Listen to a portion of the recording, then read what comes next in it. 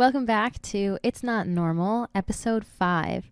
Today we're going to be talking about a post that I saw on the Raised by Narcissists subreddit. And lately, the posts that I've been seeing on that subreddit feel targeted towards me because I haven't related to posts on that subreddit nearly as much as the ones that I've been seeing lately. And so the other day, I came across a post and the person was asking, how do you reconcile the fact that your parents sabotaged so many of your experiences growing up? And this immediately resonated with me because I have felt, ever since moving out of my parents' house, a deep sense of loss and regret for a lot of my earlier years, mainly my teenage years. When I think back to probably the time I was born to 10 or 11 years old, I don't remember too much feeling like I was missing out on things because I don't really feel like that's the peak of your social development. I think it comes a little bit later in your early teens. And so I feel like for me, ages 14 to 19 or 20 is really kind of where I feel that sense of loss in terms of experiences that I just didn't get to have. And so I was really interested to read this post. And I posted a TikTok about it, and it's gotten a ton of comments and engagement. And so this is clearly something that resonates not only with me, but with a lot of you. And so I kind of wanted to just dive into it a little bit deeper. So the first way that I think my parents kind of sabotaged experiences for me growing up, and this was similar to what the original person who posted this on Reddit said, was they isolated me from kids my age. And the first way that I think my parents did this, whether or not they knew that they were doing this, my parents shaped the opinions of my peers for me. And the first story that kind of comes to mind was when I was in, I think, 7th grade, and a girl that I played softball with invited me over to her house to go swimming. And I was excited, and I told my parents that I was invited, and I asked them if I could go. And they just came back at me with, "Oh no, you don't want to hang out with those kids. They're not good kids. You don't want to be around them." And up until that point, and even far after that, I never questioned my parents' intentions.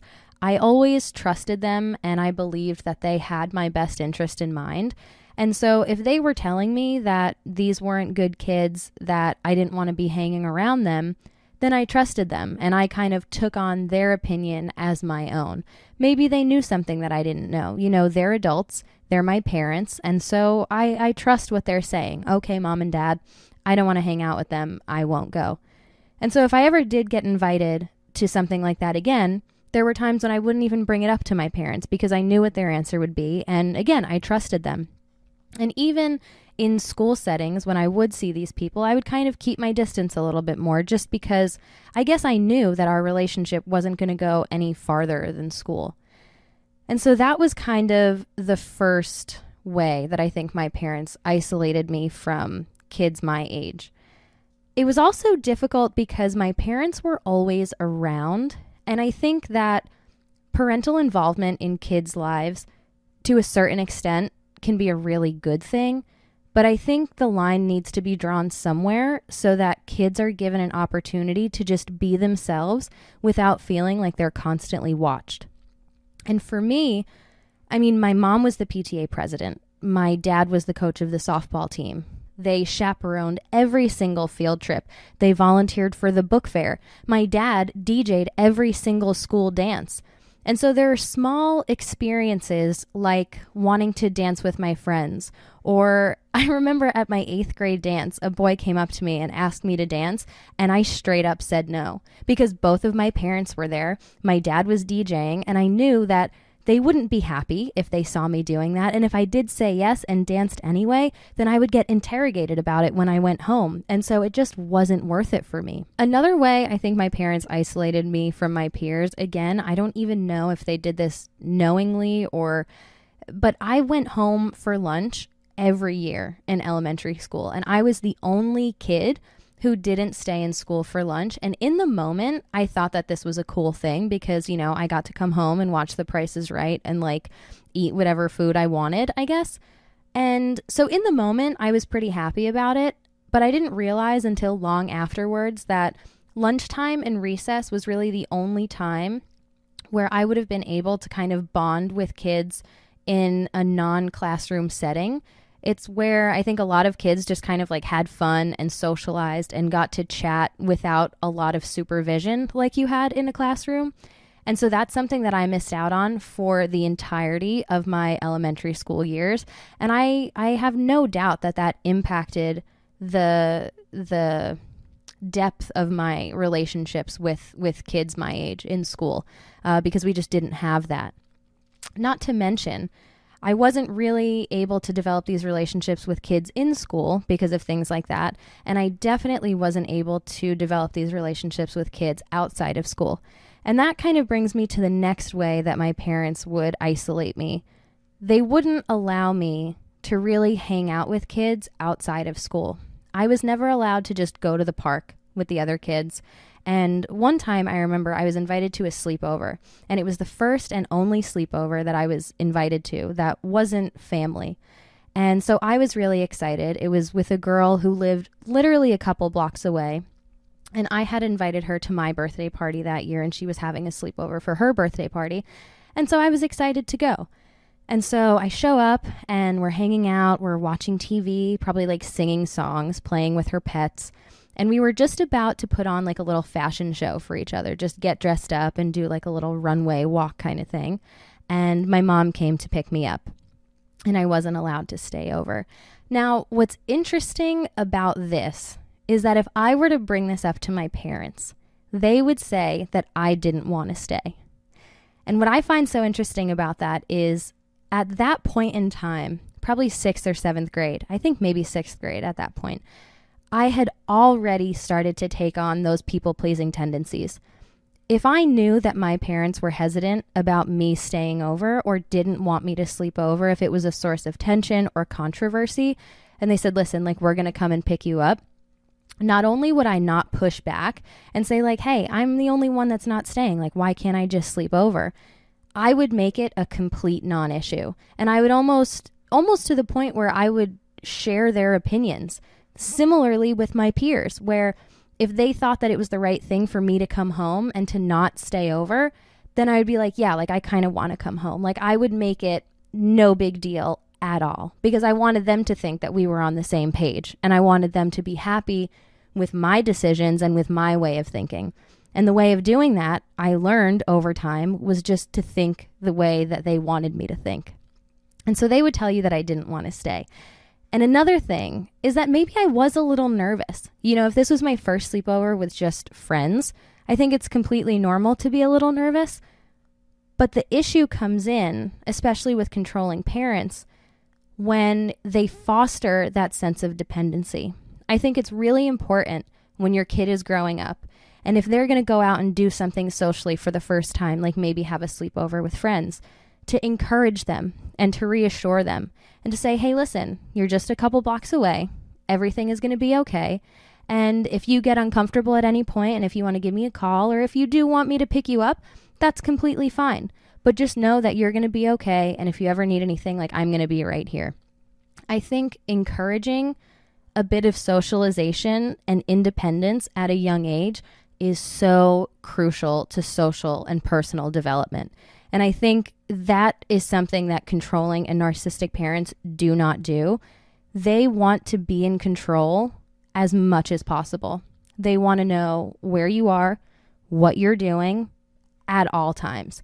And not only does that show that they don't trust you and they don't trust your judgment or the decisions that you make, but it doesn't really allow you to be yourself or to see how you react in certain situations on your own without anyone else's influence or bias or feeling like someone's watching you make a decision. It doesn't allow you to just kind of make mistakes on your own or to try something without the fear of someone watching you or judging you.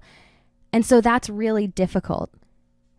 I think part of the reason that controlling parents always want to know what's going on and where you are and what you're doing is because they're scared of their kids encountering things like alcohol, like drugs, like sex, these things that are dangerous to them. But the truth of the matter is, your kid at one point or another is going to be exposed to these things because they exist. And if your kid is out in the world at all, there's a chance that they might run into these things. And in my opinion, the true danger comes when they pretend, when parents pretend like these things just don't exist.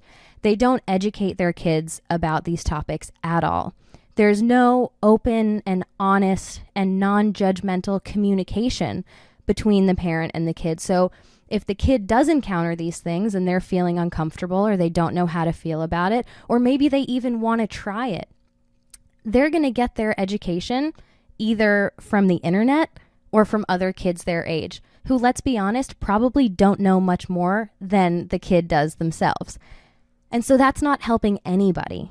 I think controlling parents, one of the biggest mistakes that they make is just pretending like these things don't exist and doing their best to prevent their kid from ever even having the possibility of encountering these things. It's going to happen. And it's so much more beneficial to everyone involved if your kid feels comfortable enough to talk to you about these things. And it's important when your kid is growing up to show that you trust them to be in a different situation. Maybe it is a bit of a sticky situation and you show up to a party and there's alcohol there or there's drugs there. You want to be able to trust them enough to know that they're going to make the right decision. And even if they want to try something for the first time, they'll feel comfortable enough to come to you and to talk to you about it.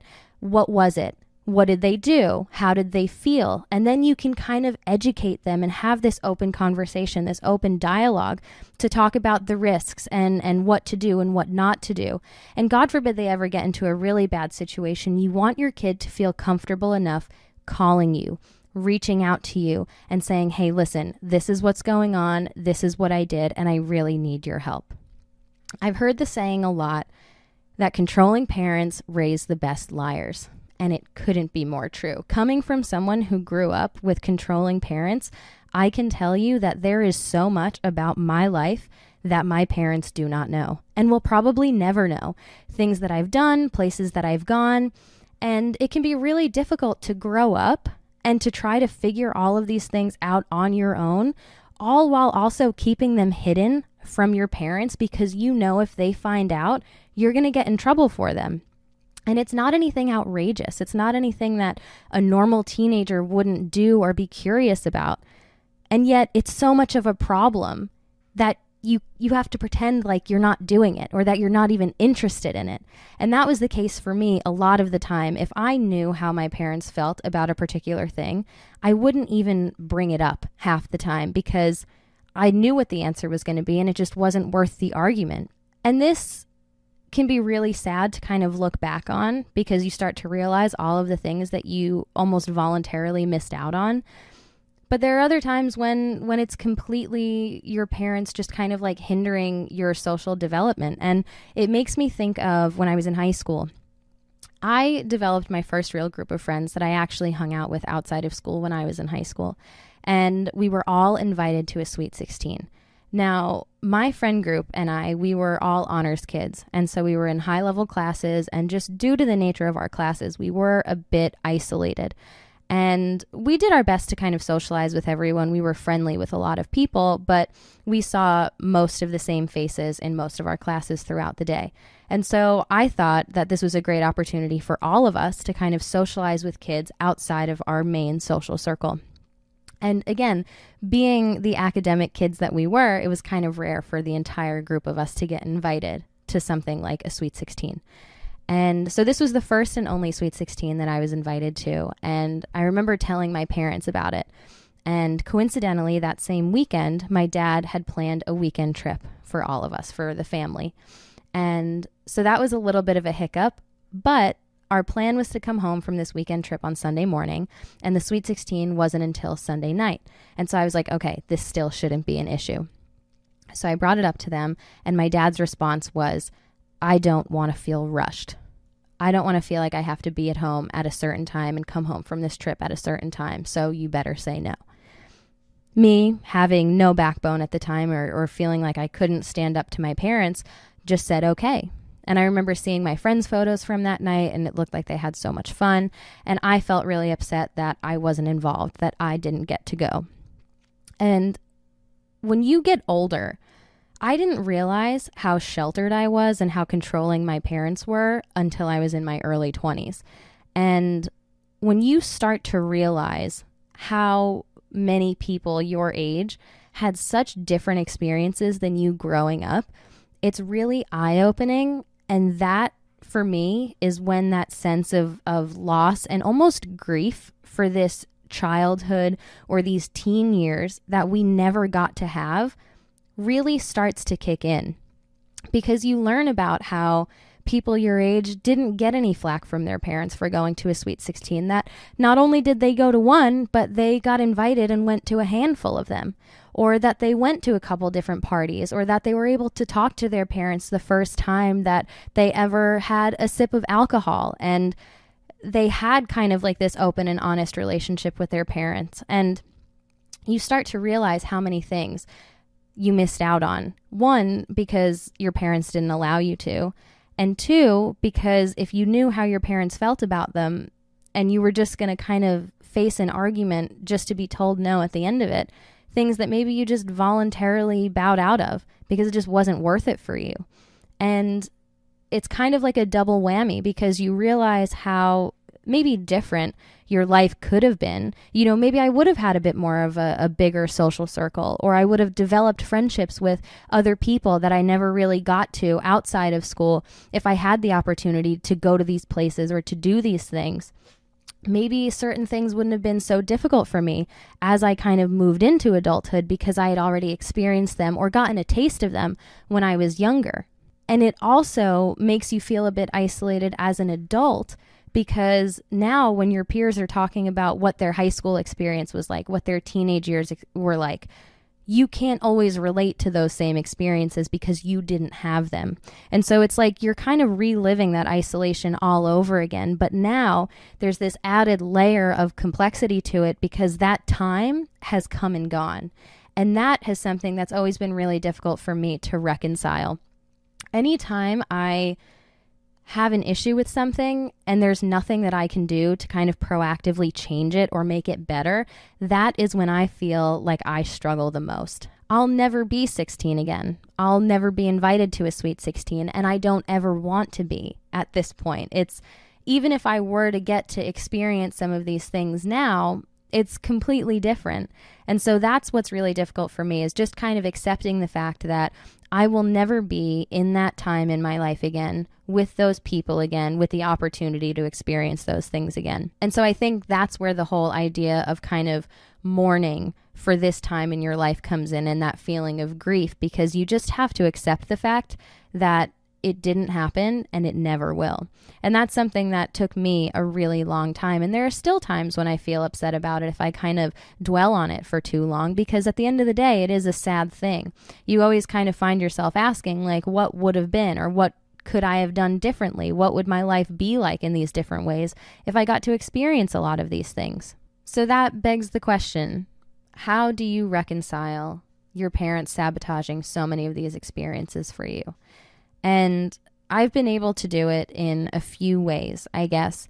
The first is by understanding and kind of being really real with myself that my teenage years, let's say 14 to 19, in the big picture of life, this is a relatively small chunk of time. And it's not as big of a deal as I thought it was in the moment, or even as big of a deal as I think it is maybe right now. I'm going to do so many more things in my life. And the more distance that I get from that time, I believe the easier that it's going to get. And I'm also a pretty firm believer in, everything that's meant to happen will happen. Things will come to you when you're ready. And so I understand that my life and me getting to the point that I'm at right now was a result of a million different decisions that I made. And I'm happy with where I'm at right now. I love the life that I'm living right now. And maybe if I had gone to a party or if I had made a decision differently, that would have changed my experience and kind of altered the trajectory of my life. And maybe I wouldn't be sitting right here doing this right now. And so that has probably been able to give me the biggest peace of mind in terms of reconciling all of this, is just reminding myself that any small thing that could have gone differently could have changed the course of my life. And if I'm happy with my life right now, then I have to be happy about the way that everything went. The other way that I've kind of been able to deal with this and I guess do something proactive about it now is to seize every opportunity that I want to now. For so much of my life, I didn't even fight to do things that I wanted to do because it wasn't worth the controversy or the tension that it would cause.